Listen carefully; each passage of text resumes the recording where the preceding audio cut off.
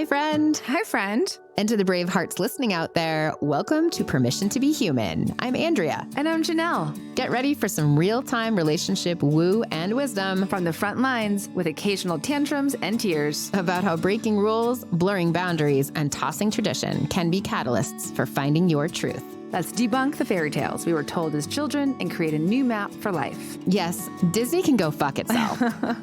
If you're seeking permission to choose your own path Freedom is the new F word, people. and want to feel less alone along the way, We got you. Please note, this is our side of the story. Our partners and metamors have their own individual experiences, and we do not speak for them.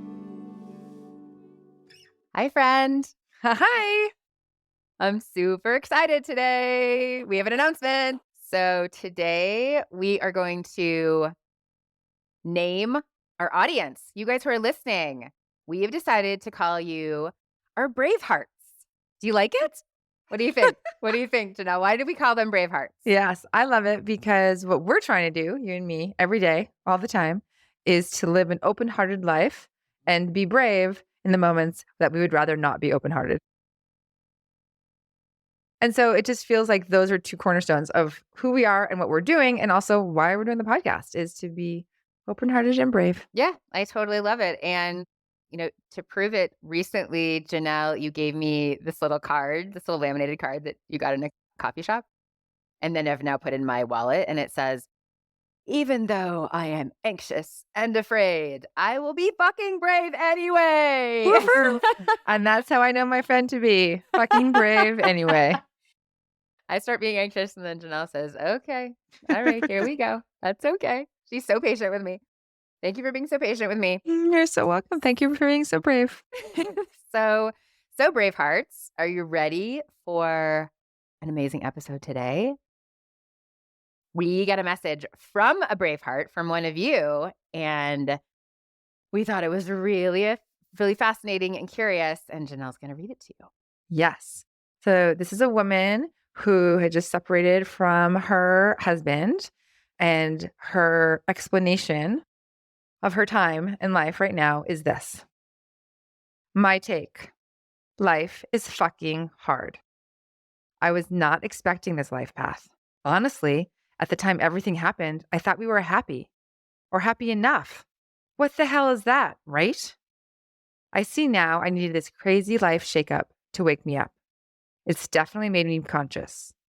I've been really working on myself and finding inner peace and rediscovering who I am and what's important to me and finding my joy again. It all makes me wonder, how did I become so detached from myself?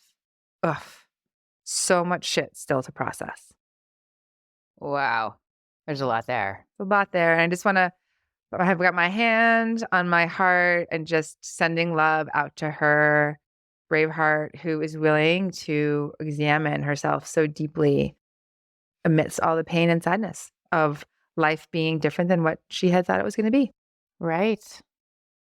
Like so much compassion for her. And it sounds like a lot of awakening for her as well. Yeah. Wow.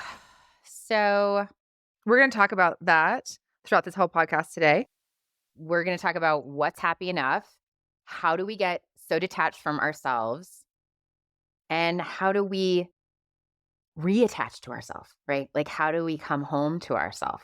Which is why the episode is called Homecoming Without the Quarterback and the Queen.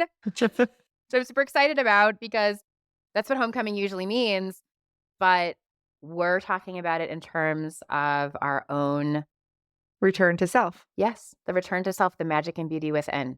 Mm-hmm. And I can think of no better word than homecoming than to describe my last 5 or 10 years. It's like, it's coming home to myself.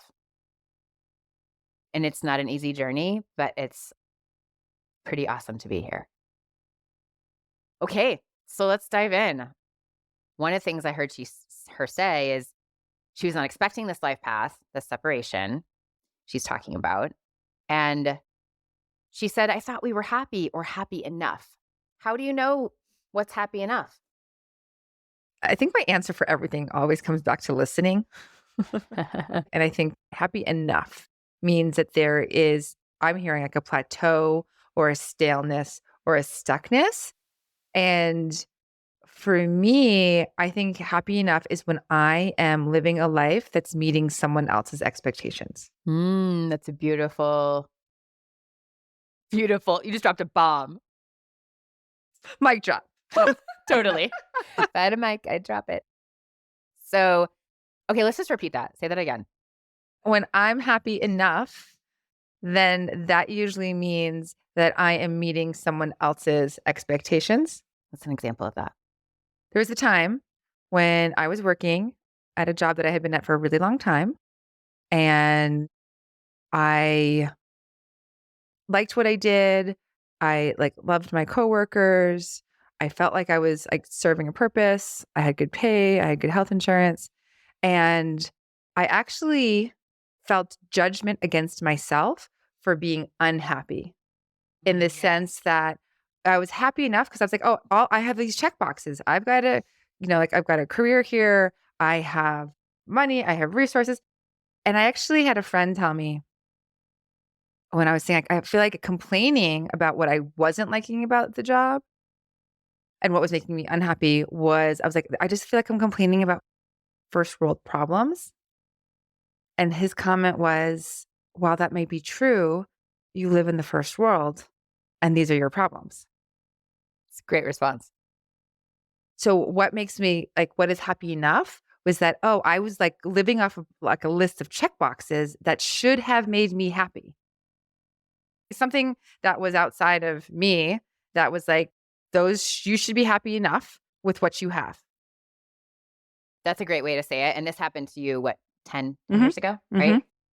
And so what comes to mind for me is, yeah, this is what happened when at 30, my husband and I were like, okay, we did all the things we were supposed to do. I went to college and then I had my internship and then I got a job and then I got promoted and now I'm making money.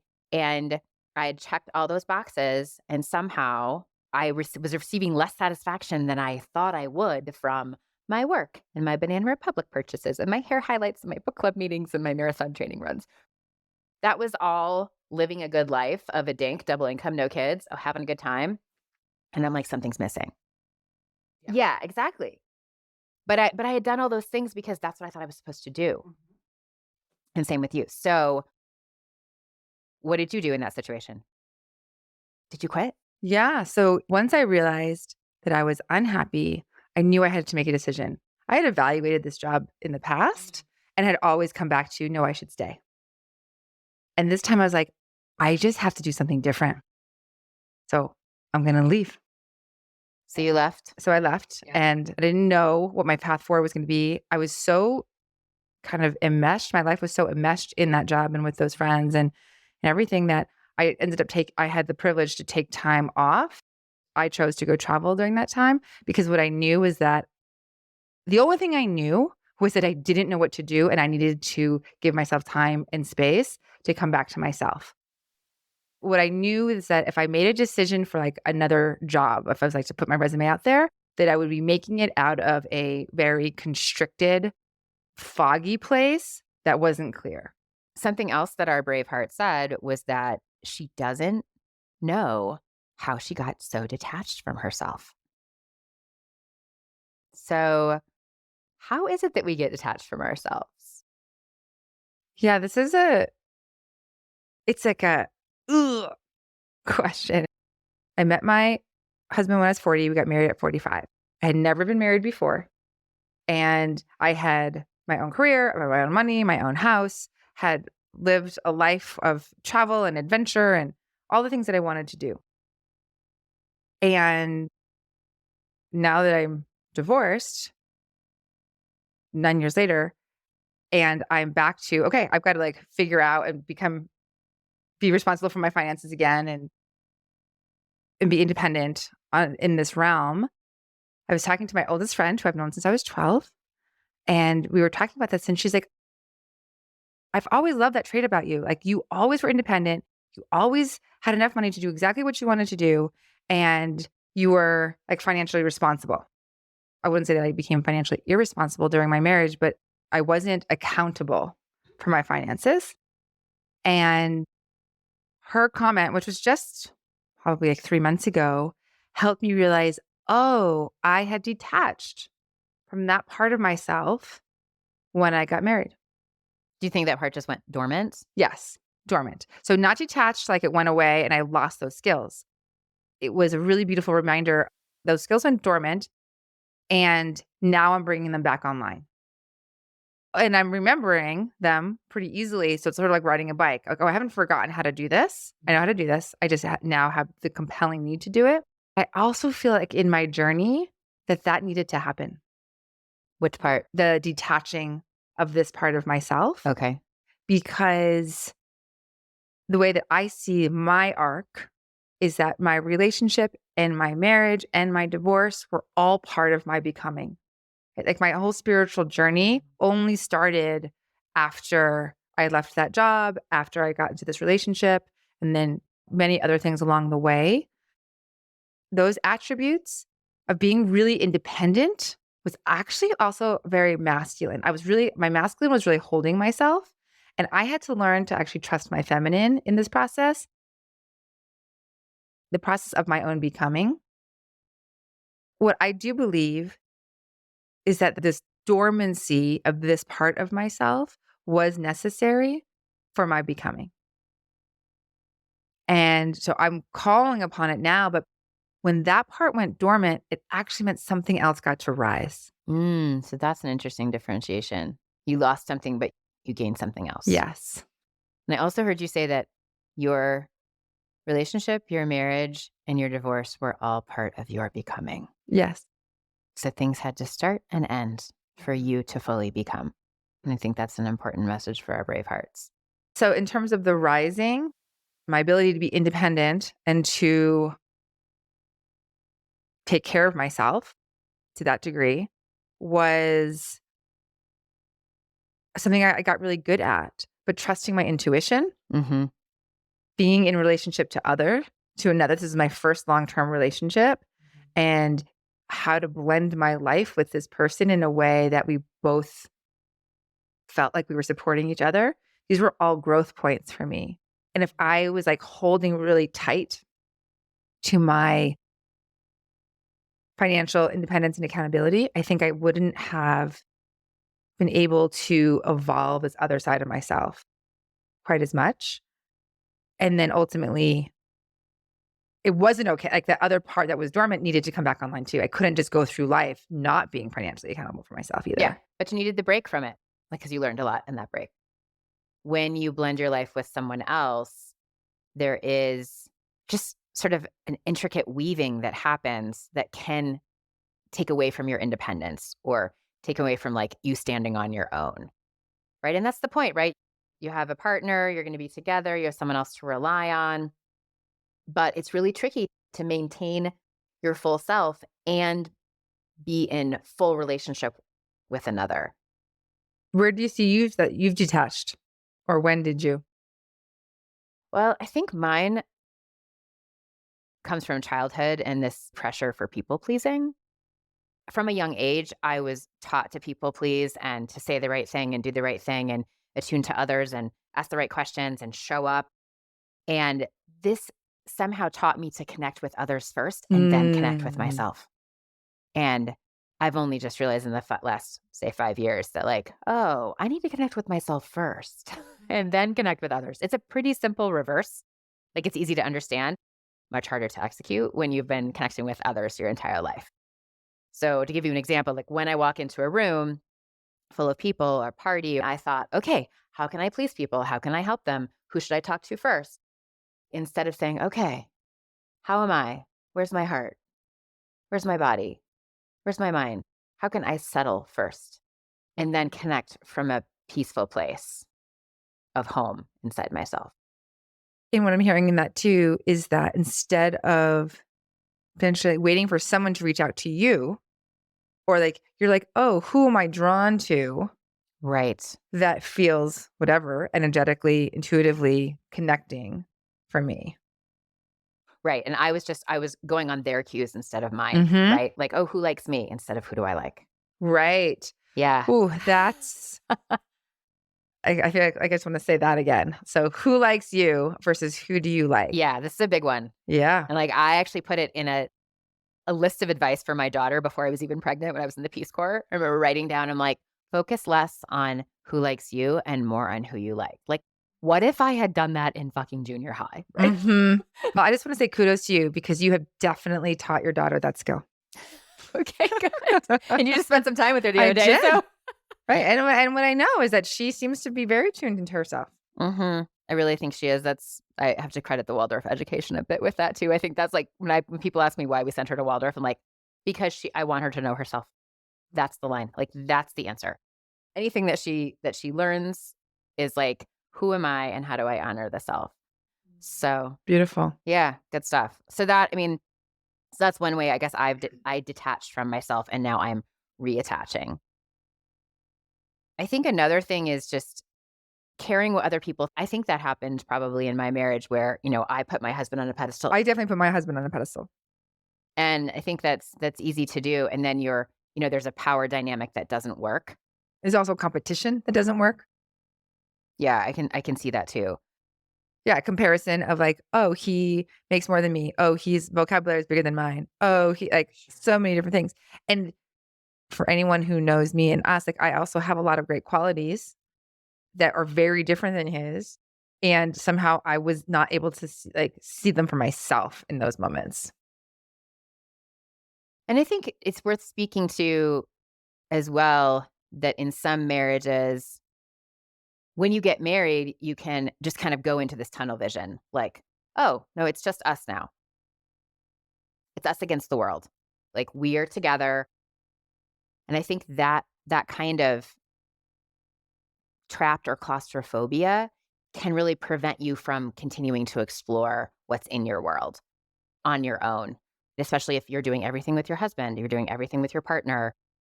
You go to the same places, you take the same retreats, you listen to the same music, you eat the same breakfast.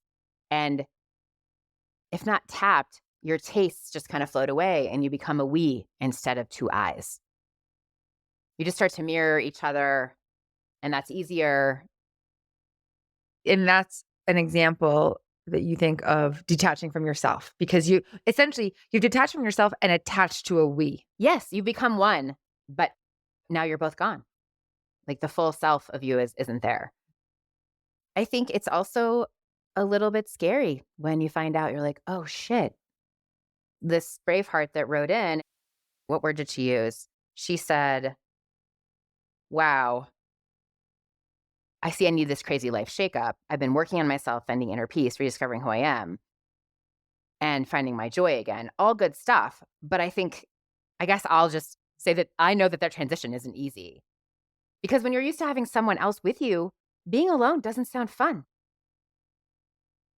I remember I wrote this haiku in my 100 Days of Haiku very early on that said, it's lonely up here in my tower of sadness, but I know a parkour. Right? And so, like, really finding out, oh shit, it's just me. And that being both terrifying and empowering at the same time. Yeah, I love that haiku. And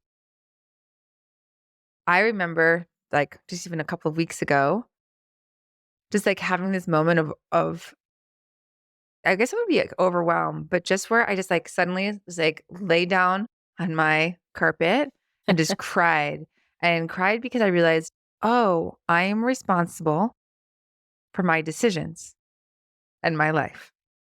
And that felt like overwhelming because there was no one to blame. And at the same time, once all the tears let out, I was like, wow, that's also fucking cool because I'm responsible for my life. It's homecoming. It's coming home to you. But it's a lot. And I noticed that's how I look for just a little outside approval, right? Just a little validation. Like the other day I asked you, I'm like, oh, I'm going to do this. Oh, can you please give me permission to do this? And of course, you're like, you don't need permission. Like, you can give yourself permission. I'm like, no, but I need the permission slip. So yeah, that can be scary. So let's talk a little bit about how we reattach to ourselves. Or what went dormant. Like, I think there's two things. Like this what you were talking about, just want to clarify it, is because you're like, oh, I detached when I was really young. And like, it was like, oh, people pleasing is my way of life. Right. which is one thing that's valid. And mine felt like, oh, I had developed a part of me that then went dormant that I needed to bring back online. And only fine tuning that just because we all have different experiences is for those of you who are listening, like which one do you identify with more? And there's probably, in all honesty, I probably have detached ones too from when I was a child. I just don't remember. And to clarify too, that the detachment when I was a child is like, it's not like I wasn't myself for many, many years. I was, but there was also this dis-ease and this lack of boundaries because I was putting others first. Like I was connecting with them first. And that wasn't honoring myself. So how do we attach back to ourselves, free ourselves, you know, come home? For me, it feels like we've been told, at least from like the last 10 years, that I've been hearing it. Oh, you should be meditating, you should be journaling, going for walks, doing your yoga. And I am someone who has had a really hard time having morning rituals or rituals in general and doing anything on a repetitive nature. That's Is right. something You're not routine I'm not routine oriented. oriented. And so although I had done meditation for a little bit here and there, my first time doing meditation was actually like a 10-day immersive Vipassana. Like, it was like, I would try it, and it was always sort of painful. It was like the diet that never stuck kind of feeling. And looking back on it now, I would say that was me knowing that something was out there, but I was still in the seeking and the searching and scrambling and, like, looking under rocks to figure out what was gonna really resonate for me. It wasn't until someone introduced me to cacao, and she said, "Oh, I drink it every morning, and I've been doing that for 6 months, and it's totally changed my life."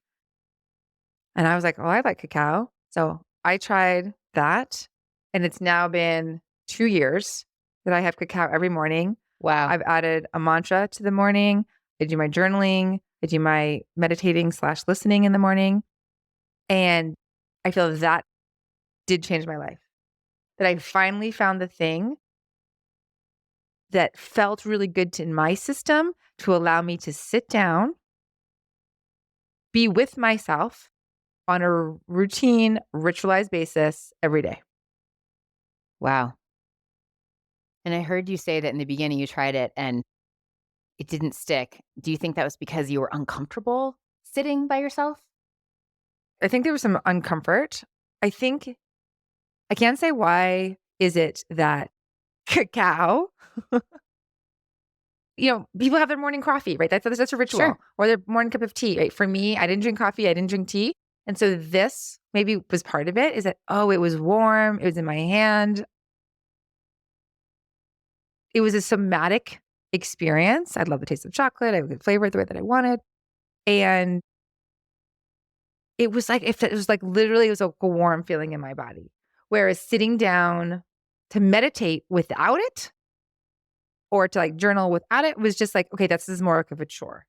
And that the cacao brought pleasure to the experience. Mm. Okay. I love the attaching of pleasure to this habit too. Atomic habits really help me in that same way. I was like attaching something you really love to this new routine. Mm. Right. So that's what you did. And for me, I attached music to my running. So now I want to go listen to my music and run. So it sounds like your routine, it's sort of something you can depend on, right? Mhm. I look forward to it. Yeah. Yeah, I go to bed and I'm like, oh my gosh, I get to wake up and have cacao in the morning. Right. Nice. No, that makes a lot of sense. As you reminded me the other day, I'm like, I need new tools. And you're like, no, you don't. You already have your tools. I'm like, fuck. So, so you need to pay more attention to sleeping and to eating and to water drinking. And And to movement and exercise. I remember in yoga training, which was like 10 years ago now, we were all going around the circle and they're like, oh, what's your morning ritual? And people were talking about, oh, how about they just really like cutting their strawberries to put in their yogurt. And then they pull cards and they meditate and they drink their coffee. And it comes to me and I'm just like, I don't know what the fuck you're talking about. I do not have a morning routine and I don't understand. Nothing, right? I mean, I exercise, sure, but there was no morning thing like that. And then I began, and I would encourage our brave hearts to remember, Janelle's morning routine may not work for you at all. You might hate cacao. Then don't do it. Find something that you like, right? It could be coffee, it could be lemonade, or it could be a walk, or it could be playing pinball, whatever it is that brings you pleasure and brings you back to yourself. I do encourage for everybody just quiet time. If you can sit, whether you meditate or you just sit outside and stare into space, I do feel like it takes, for me, that's how I've really come back to myself, is having that alone time, because I'm so accustomed to tracking my family, right? So if my family's in the room, if my daughter's in the room, my husband's in the room, part of my brain is definitely attached to what are they doing next? What are they looking for? How can I help them? What's the schedule? And I'm also noticing, even though they're not saying anything, I'm like, oh, they're witnessing me. Oh, maybe they're judging me. What are they thinking of me? Like, they're here. They're watching me. So you feel tracked.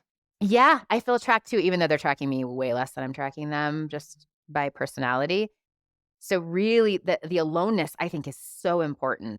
And I will, as a mom and a wife, I will take Airbnb weekends where I go to an Airbnb down the street for 3 days and I'm off the grid. I'm not reachable unless there's an emergency. And that time at first was incredibly uncomfortable for me. I would go 24 hours and I'd be like, I am done. I'm checking my email. I'm looking at my phone. I'm reaching out to my friends. Like, I can only do this for so long. And then over time, I've gotten better and better. And it's just a discomfort sitting with myself, Yes. right? But I'm telling you, it's worth it on the other side. Coming back to yourself. And so another question you might have is, how can I bring that into my relationship? So something that I realized as an extrovert, right? After I got in a relationship, I realized that even though I was extraordinarily social when I was single, I still had a lot of alone time because I was by myself in the mornings, or I was coming home to a house and I was living by Right. myself. And I hadn't really thought about that. So when my boyfriend and I at the time decided to move in together, and he was an introvert, he was like, what I'd like to do is have 2 nights a week Oh, yeah, that's where right. we don't hang out. And I was like, what do you mean? We don't want to see me all the time.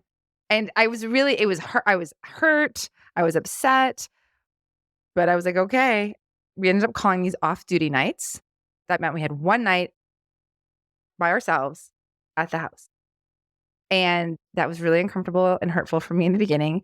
And then I was like, oh my gosh, this is amazing.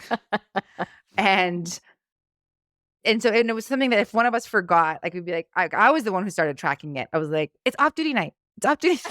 What are you doing here? Get out. Yeah. And then also, again, over time, I mean, it took me like 6 months to get used to it. It wasn't like an overnight thing, but we continued this our entire relationship, even when we were traveling. Like we continued to do off duty times.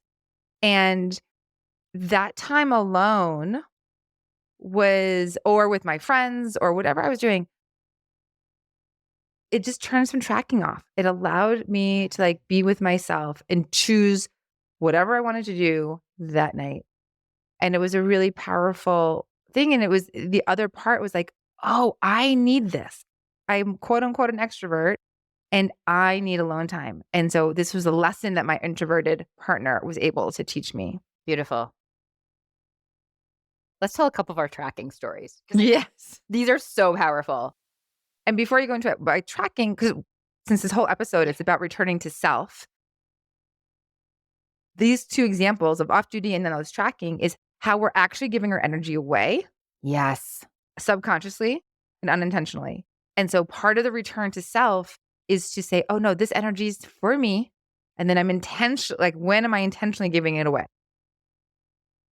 It sounds like the good metaphor is just like, you're just like covering the leak, like because you're leaking energy out when you're tracking. And so one example that happened when we started recording this podcast, Janelle and I were sitting on the couch discussing the podcast at my house. And, we're kind of deep into a conversation about something. My husband came home for lunch and he walked in, hi. Then he goes into the kitchen and I can tell right away that he's looking for something. He's always looking for something. And I'm usually the one finding things. And so I'm like, oh, what are you looking for? I'm starting to look for him. I'm starting to think about where it is, and trying to find it for him. And Janelle's like, no, you're not doing that now. No, you don't have to do that now.